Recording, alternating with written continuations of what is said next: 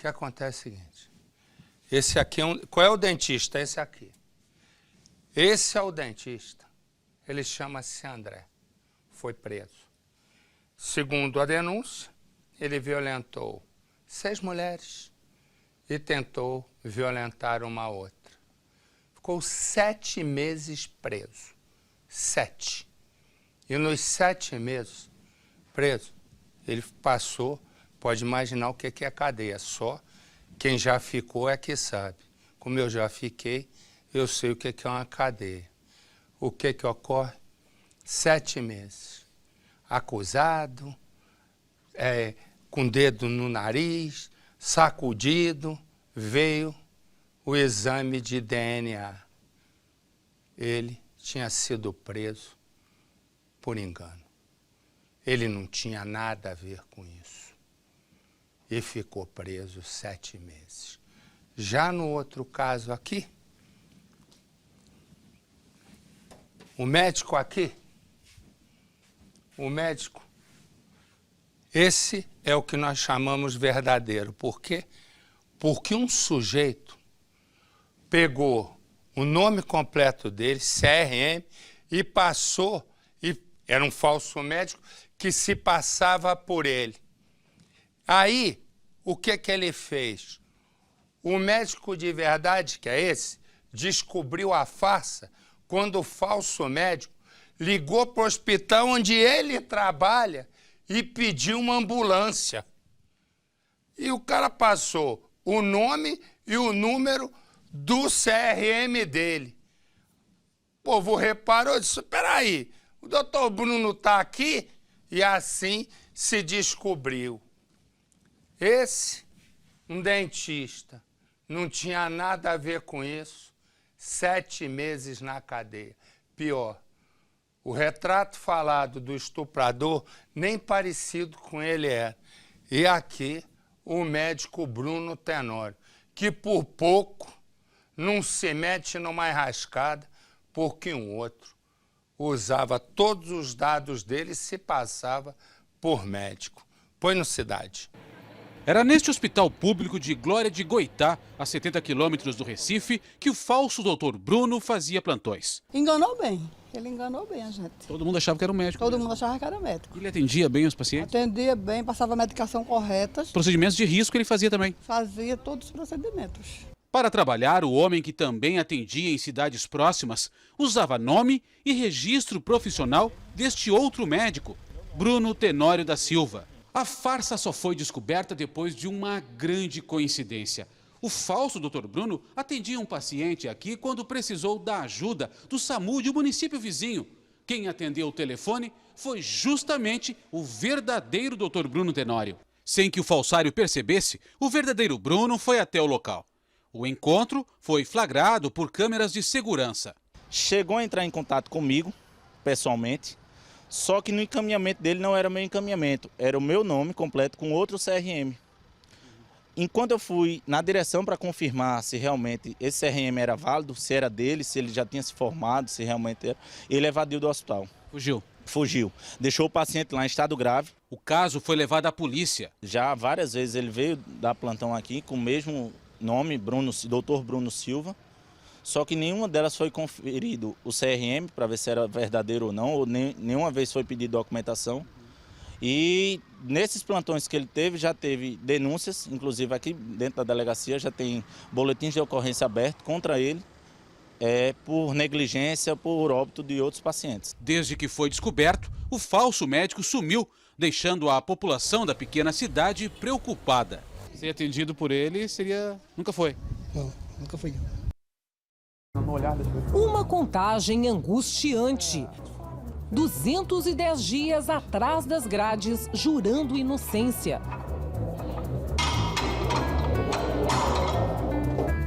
Seria possível que este homem, um dentista de 27 anos, fosse um estuprador frio e cruel da Baixada Fluminense?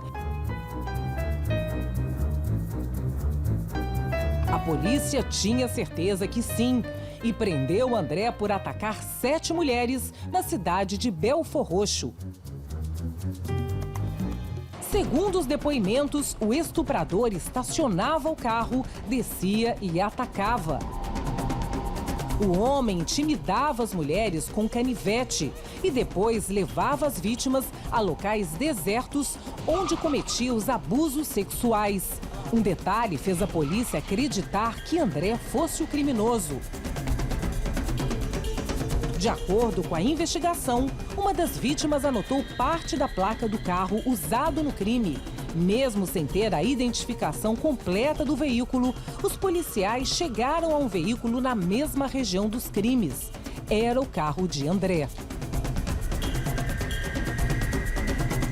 O dentista disse que era inocente, mas não adiantou. Aguardou o julgamento no presídio de Bangu 8. O dentista conta que, quando foi preso, achou que tudo não passava de um mal-entendido. Ainda na delegacia, quando me apontaram, eu ainda achei que ia resolver, que ia ser um engano, que a gente ia conseguir, porque com as provas que a gente tinha, que já assim, começaram a perguntar onde eu estava e tal, eu falei, não, vamos esclarecer e vai ser resolvido. Só que não se resolveu. Ele lembra bem do momento em que foi acusado. Me colocaram lá de frente para aquele banner, e vários jornalistas e todo mundo dando entrevista dizendo que eu tinha cometido aqueles crimes. Aquilo foi a hora que eu vi que assim, caiu a ficha, eu vi, pô, o negócio está complicado mesmo. Vai ser um negócio bem difícil. A prisão deixou os parentes desesperados. Foi muito ruim mesmo, muito ruim. Muito ruim, porque eu cheguei a empurrar um dos policiais, assim, não foi num reflexo mesmo, sabe? Eu falei, não foi ele, não é possível. Como normalmente acontece com acusados de estupro, André ficou isolado numa cela. Foram 40 dias de sofrimento.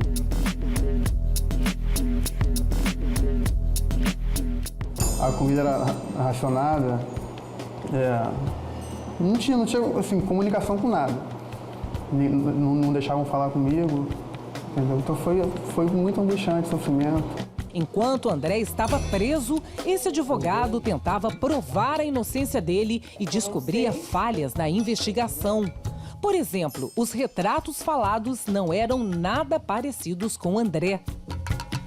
Uma das letras da placa do carro do dentista era diferente da que foi informada por uma das vítimas. Havia outras provas de inocência, mas, segundo o advogado, elas foram ignoradas na investigação. André foi julgado por 6 estupros e uma tentativa de estupro. O dentista foi absolvido de todos os crimes. Na sentença da Justiça, o reconhecimento dos erros. O texto destaca: realizou o exame de DNA que comprova de forma cabal sua inocência.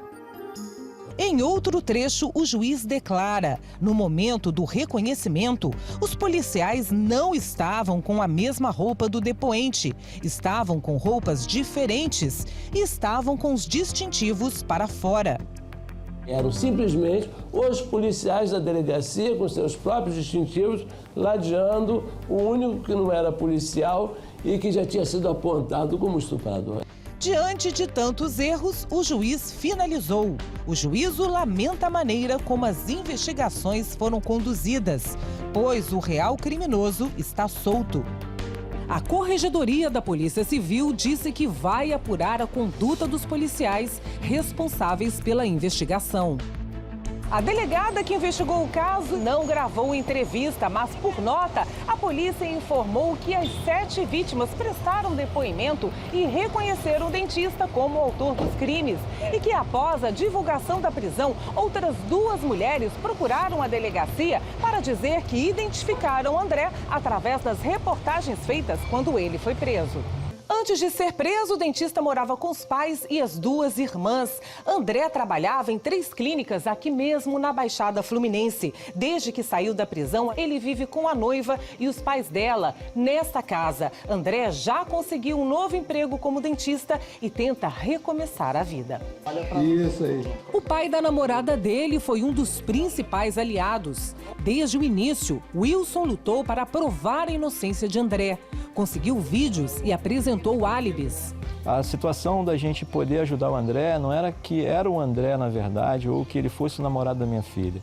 A gente ficou indignado foi com a forma que o ser humano estava sendo tratado, como as coisas estavam sendo conduzidas. Também os sogros são bons porque o genro é bom também. A injustiça ameaçou também os sonhos de André e Thalita.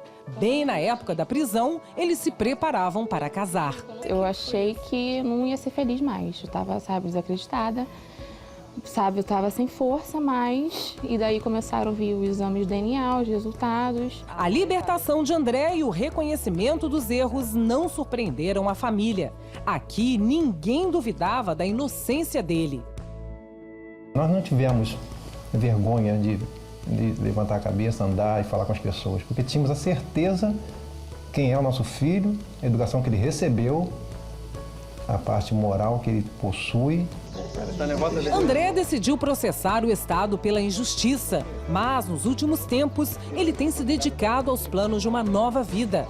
Quer investir no trabalho, remarcar o casamento e aproveitar cada dia de liberdade. Porque a gente vê tanta gente reclamando de coisas assim, de tão pouco valor, e depois que a gente sai, assim, passa por essa situação, a gente vê que a nossa liberdade é a principal coisa que a gente tem. Agora imagina o seguinte, se não houver essa coincidência do médico, falso médico, que pegou o registro desse aqui, ligar para o hospital em que ele trabalhava e as pessoas desconfiaram, diziam, como? Se ele é daqui, pedir ambulância? Quanto esse homem ia pagar pelo falso médico? Até ele explicar, né, toda a situação e acabar como esse dentista aqui. Agora ele entra contra o Estado, né? E o que ocorre? O Estado, com toda a sua máquina burocrática de advogados, vai fazer isso demorar 5, 10, 15, 20 anos para ele receber. E é isso que eu digo, em algumas situações, tinha que ter uma justiça que olhasse e dissesse, não, isso aqui tem que ser rápido. E também, se o Estado recorrer, o Tribunal de Justiça, os desembargadores, também correrem rápido. Para quê? Exatamente, para que não fique prorrogando uma história para sempre. Porque tanto o médico quanto o dentista, né, vivem uma injustiça. Porque o dentista, como é que um médico ia atender em outras clínicas e outros hospitais e ninguém checou se aquele era ele mesmo? E no caso desse, checaram que a polícia checou que ele é o estuprador e ele não era. Quer dizer, são duas situações completamente, né, completamente fora do controle de quem tem que controlar. A autoridade, que não controla. Pai, não controla é nada.